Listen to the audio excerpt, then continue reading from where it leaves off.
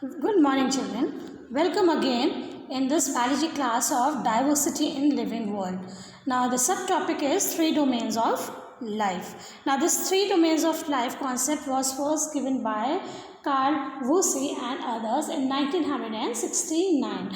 And this classification it has following characteristics like it is based on difference in the sequence of nucleotides in the cell ribosomal or rRNA, then lipid structure of cell membrane and its sensitivity to the antibiotics. Now major concept is also based on the evolutionary changes which comes in different organisms. Now this RNA or ribosomal RNA molecules, it has conserved structure throughout the nature and it performs the same function, similarities and differences in RNA nucleotide sequence. It is a good indication of relationship in different living groups. Now this is accepted today that three distinct domains of organization it involves in nature from a common archaeal prokaryotic ancestral cell. Now these are archaea or the archaebacteria, bacteria or eubacteria and eukarya or the eukaryota.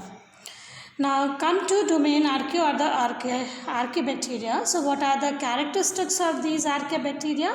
Because they are the most primitive forms of bacteria and their cell membrane is composed of hydrocarbon chains which are branched and which are attached to glycerol. Now there is no peptidoglycans present in cell membrane of these archaebacteria. Peptidoglycans measure formation of these glucose and amino acids and they are forming a mesh-like structure outside the cell membrane. Okay, so the cell membrane has no peptidoglycans. Now these archaebacteria they are also not influenced by any antibiotic which may destroy.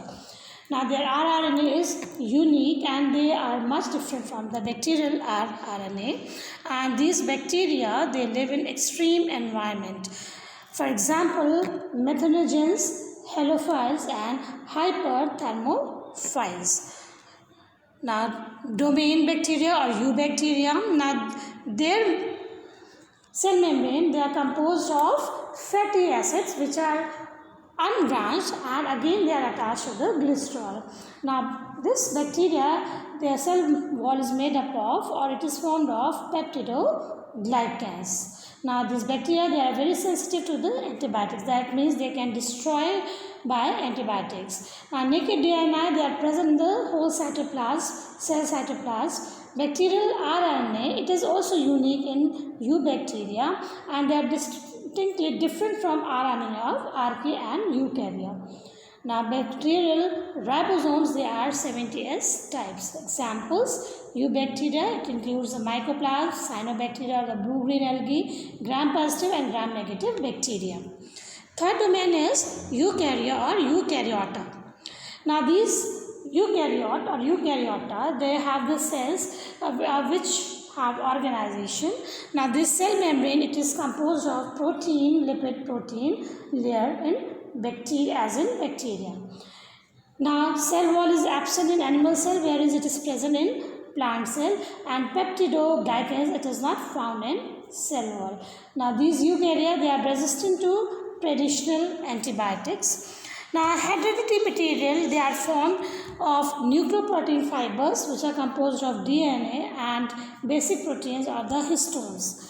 Eukaryotic rRNA it is also unique in eukarya, and eukarya ribosomes they are 80S type.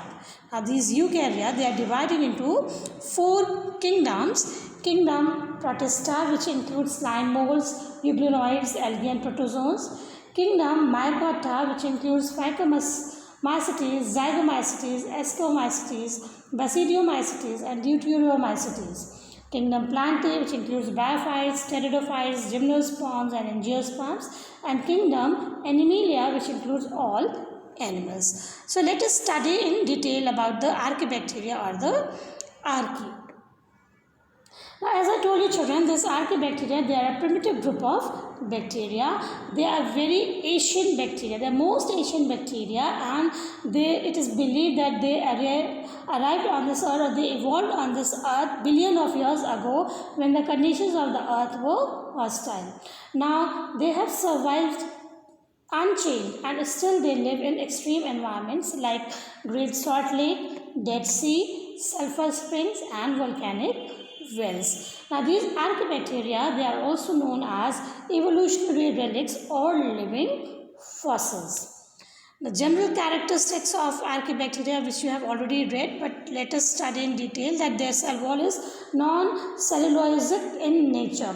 That means, you know children, that cell wall basically it is made up of cellulose. So in bacteria, in archaebacteria, the cell wall is non-cellulosic. That means cell wall is not made up of cellulose, but it is formed of polysaccharides or the protein, and it is without peptidoglycans. Now cell membranes, they are lipids and which are arranged in a single layer. Monolayer is there.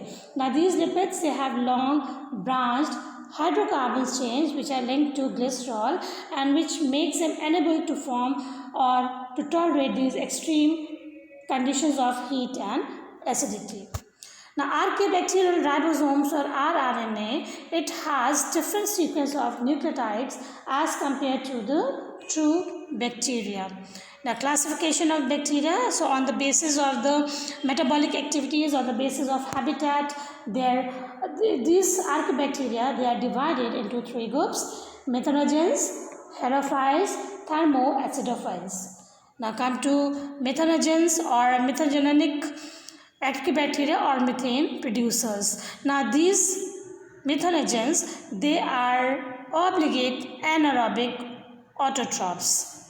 Then next is they produce methane gas. Okay, so they produce methane gas from carbon dioxide and acetic acid from sewage in marshy conditions. Marshy condition means in which the soil in which the water quantity is present.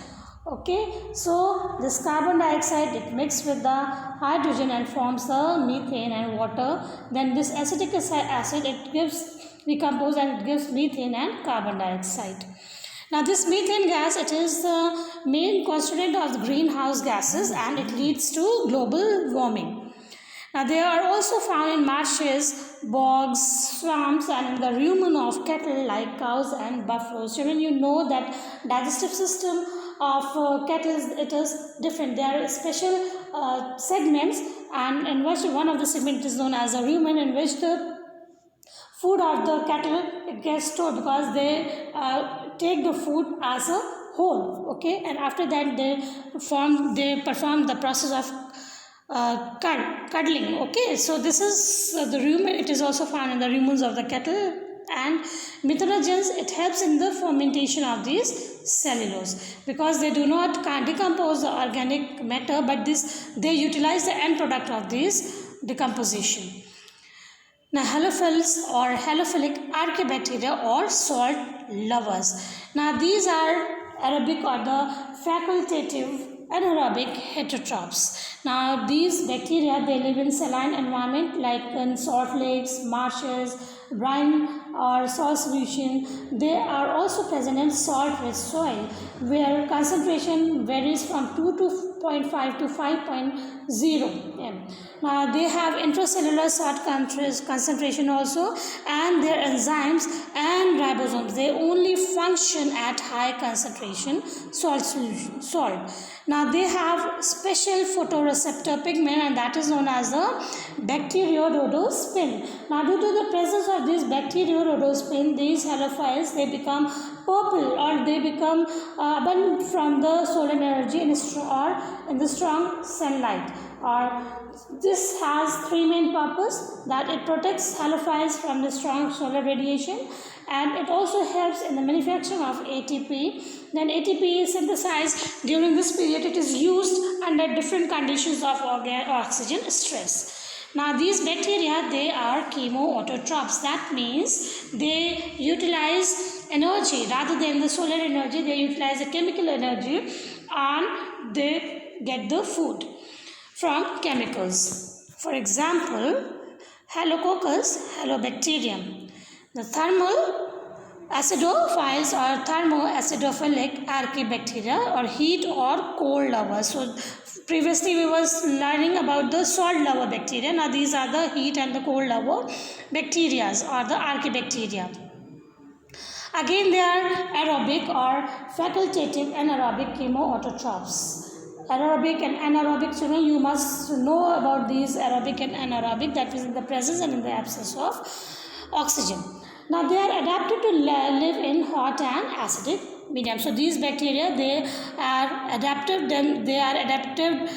themselves to live in hot and acidic medium. They are also adapted to live in at very low temperature, even below freezing temperatures, or they can also tolerate up to a temperature of 80 degrees Celsius or above, and pH up to 2, that is highly acidic in nature. So they can survive in any of these environment. Now they are also found in hot sulfur springs like sulfur bowls, sulfurobus, and in diffuse piles of coal mines, thermoplasma, or in geothermal areas of Iceland or thermoproteus. Now they are chemoautotrophs, that is they synthesize their food by using of chemical energy.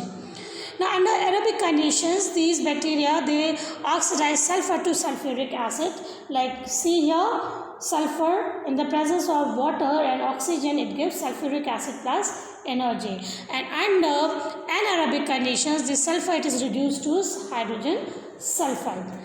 Now what are the importance of these archaebacteria?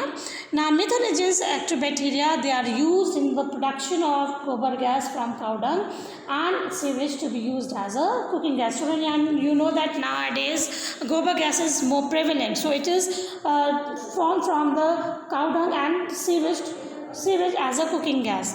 Now these bacteria, they are also heat resistant, thermophilic enzymes and restriction enzymes, they are used in biotechnology. Now halophiles, they are also used in leaching of poor mines. Now these archaebacteria, they are also used as biosensors. Now this is all for today, children. In next class, we'll learn about mycoplasma.